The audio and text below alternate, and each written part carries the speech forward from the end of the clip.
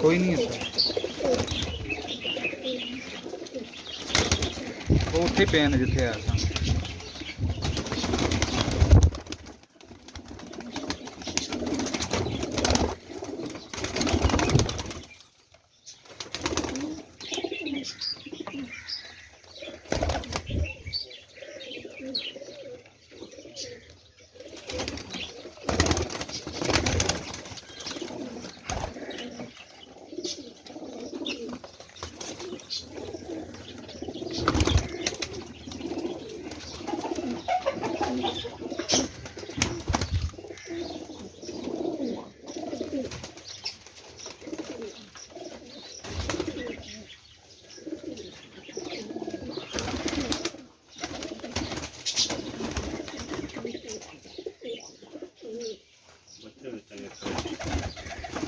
हाँ जी, बच्चे ही है ना, बस बच्चे ही नहीं, बाकी और कोई चक्कर नहीं।